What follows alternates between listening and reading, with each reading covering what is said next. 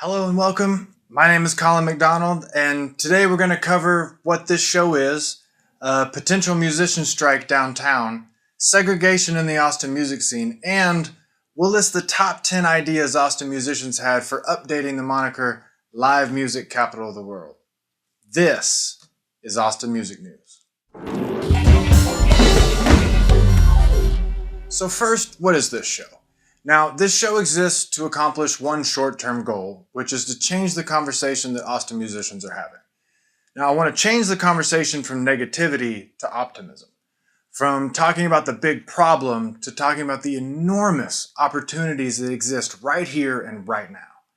Now, I've been fortunate enough to make a living playing music in this city for 10 years, and I've been relatively quiet about it until now, but I've been watching and I've been listening and I've been doing.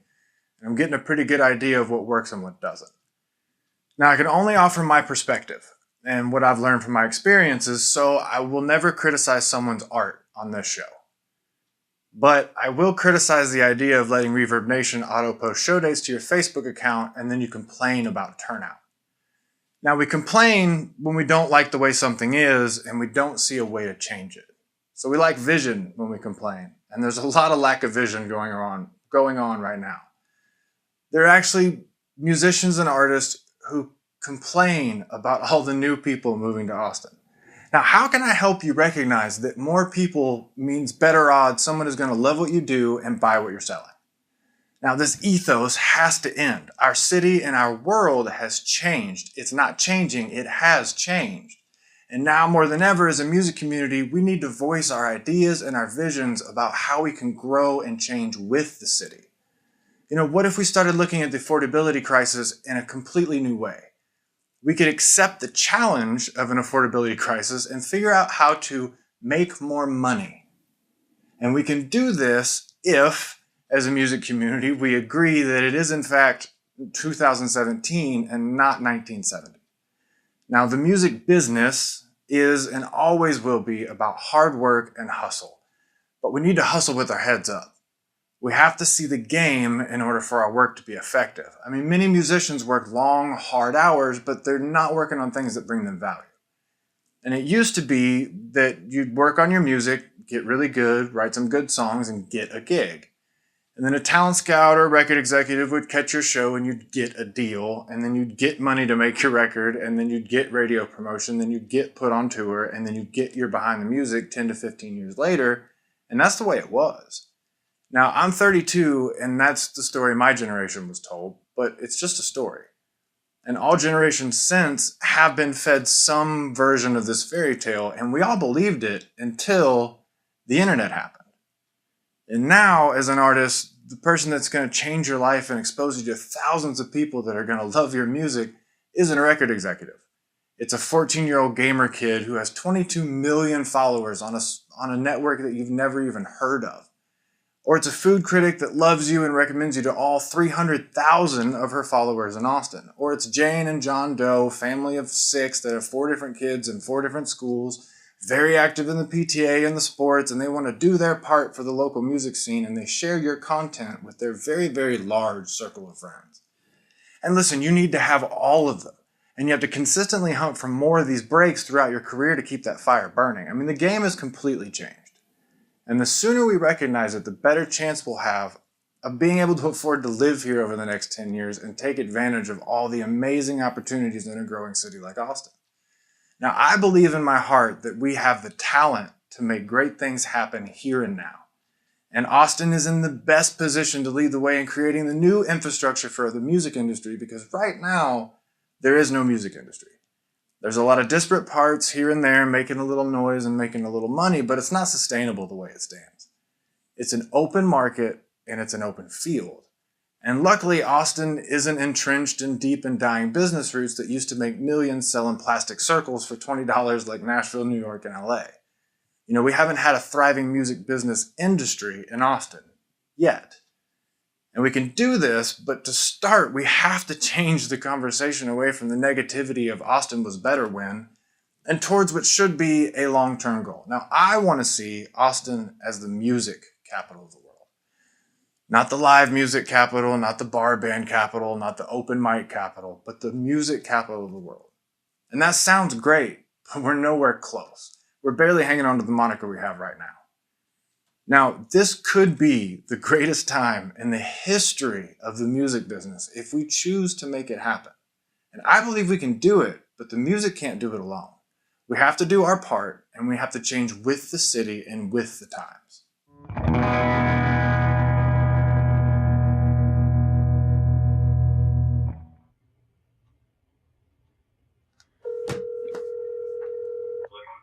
Hey man, listen, I got a gig on Friday night looking for a bass player. Are you available?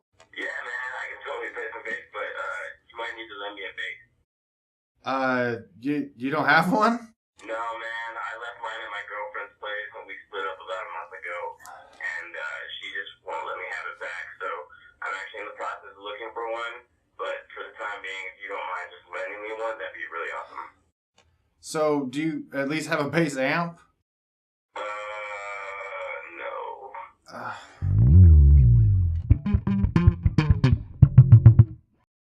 Okay, I came across this story while I was getting new tires put on my wife's car, and I was in the waiting room, my phone was dying, so I actually noticed the news on the TV.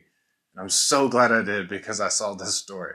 Austin is known as the live music capital of the world. That's why some are not happy to see DJs in a popular tourist spot. Several bars on 6th Street have new owners and replaced longtime live musicians with DJs.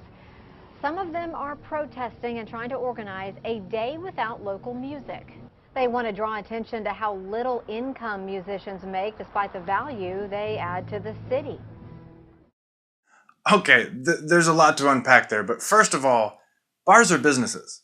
And if your band, regardless if you're good or bad, isn't bringing in cash money, you can't complain when you get canned. DJs bring in money, period. For a business owner, paying one person to entertain with studio quality music is a better, safer, smarter investment for the bar than paying you and your friends to come play, take breaks, complain, and you have to hire a soundman to even have a chance of sounding close to CD quality or streamed MP3, AAC, or whatever. But DJs are not the enemy. If you want to make money working at a bar on 6th Street, there's plenty of ways to do it. You could bartend, you could bar back, you could work the door, or you could use that PA you've been hauling around to annoy people at farmers markets, go buy a couple of cruiser turntables off of Amazon, and you could make a killing as a DJ, if your taste is that good. You could even take your phone and plug it into the house system, if your taste is that good. But for a lot of musicians playing downtown, this would be preferable to hearing you complain. Now, you say that's not a permanent solution, that's a little harsh. I just want to play music with my friends. And that the good news is you can, and you should. You should play music with your friends for a couple hours a day for months. And then when you're ready, something magical will happen. You won't suck, at least not as much as you did a couple months ago when you started. It's called woodshedding, rehearsing, picking and grinning, fellowship, or my least favorite, practice. But you have to want it. You have to want to be better. You have to want to work harder. Because if you don't, we live in a city where there are 2,000 other musicians waiting in the wings to take your gig. And they're hungry, they're poor, and they have nothing to lose by being a scab in your pity party parade masquerading as a protest or a strike. Just get better. What do you have to lose? Tell better stories. Engage better. Because look, when you're hired to be a band at a bar, you're not hired to play good music. You're hired to put butts in seats, and those butts better be buying drinks. And if you can't make that happen, maybe you're not a bar band. And great, don't be a bar band. Play online, play house concerts. There are literally a million other ways to make a living playing music besides the old way of getting 10% of liquor sales from the 3 hours you were on stage. Use your creativity to find new ways or take your lumps and quit, but do not complain, not without action.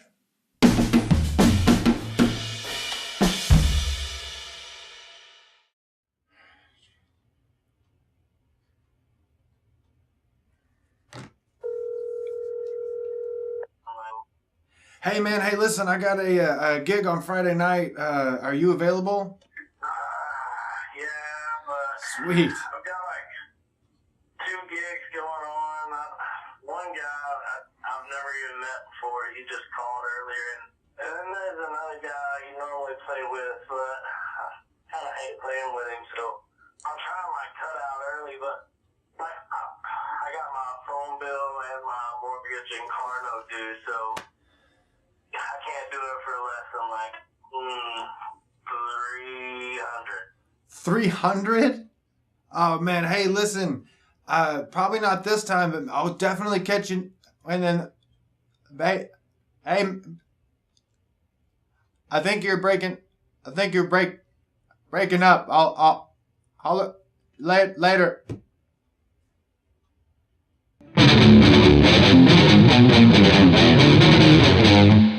Okay, for this next segment, I want to talk about segregation. But probably not in the way you think. I'm not talking about race at all, and I'm not talking about housing or the crazy things Austin did with zoning in the past or blah, blah, blah. I'm talking about a long overlooked red flag in Austin's music scene. And I'm talking about medium to small venues booking only one genre or subgenre of music. Seriously, how many people have just one genre of music on their collection or their playlist or virtual reality earmuffs or whatever? Why would you cater to just one audience? I mean, let's do the math. You're trying to make money hosting a show at your venue. And you think, hey, I like country music, so you book 4 country bands. That brings in one kind of crowd, people who like country music. Now, some folks come and they stay for one band and maybe part of the next, but nobody's staying that long.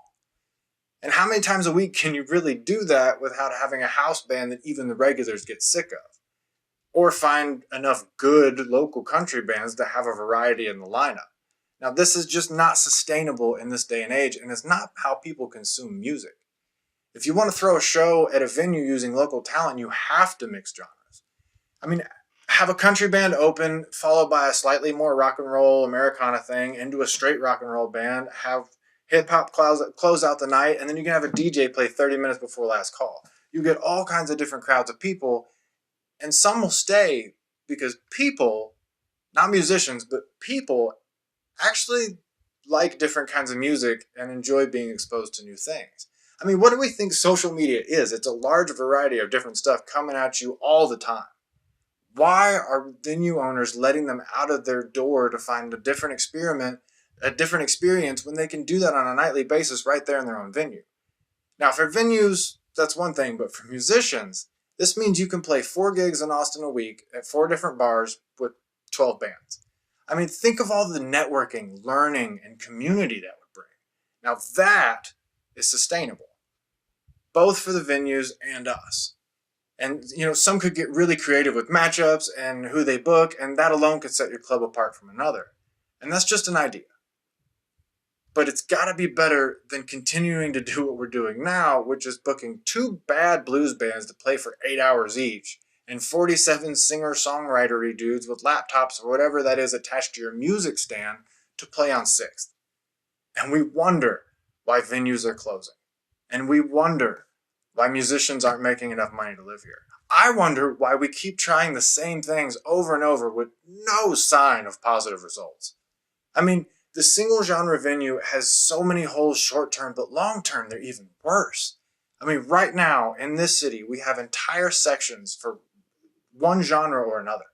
And good intentions aside, what are we missing by not seeing each other?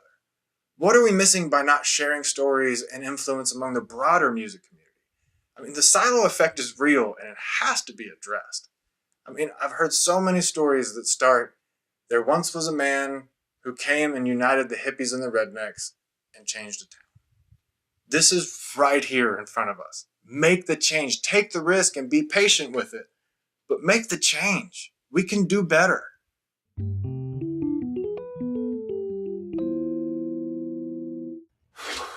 Okay. Gotta find somebody. There we go. Hey man, listen, I got a gig on Friday and really wanting you to play. Are you available? Friday, let me check my calendar. Okay. Yeah, I'm available Friday. Sweet, man. Are you available for like a rehearsal maybe Wednesday or Thursday or something like that? Absolutely not. Okay. I mean, do you still want to play the gig? I mean, I was really hoping to rehearse, to get something, worth playing and all that. What do you think? Do you think we can make something work? Yeah. I meant to, I got a thing. I got a, Yeah. hello? Yeah, I mean, I'm here. Hello? Hey, what's up? I think you're cutting. I'll see you at the gig on Hey, I'm Friday. right.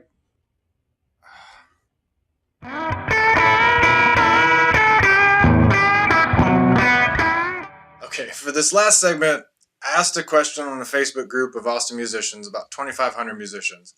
And I asked, if you had a chance to update the moniker Live Music Capital of the World, what would you do? And don't hold back. And man, they did not hold back. So here it is, the top 10 ideas Austin musicians had for updating the moniker Live Music Capital of the World.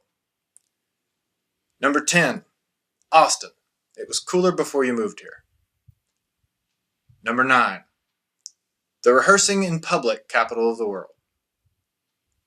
Number 8, the $50 gig capital of the world. Number 7, Austin. Not just for musicians anymore. Number 6, live music sweatshop of the world. Number 5, the dude bro capital of the world.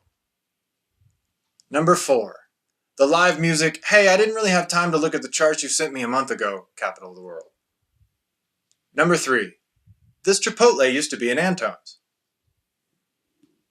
Number 2, a drinking town with a live music problem. And number 1, the jaded musician capital of the world.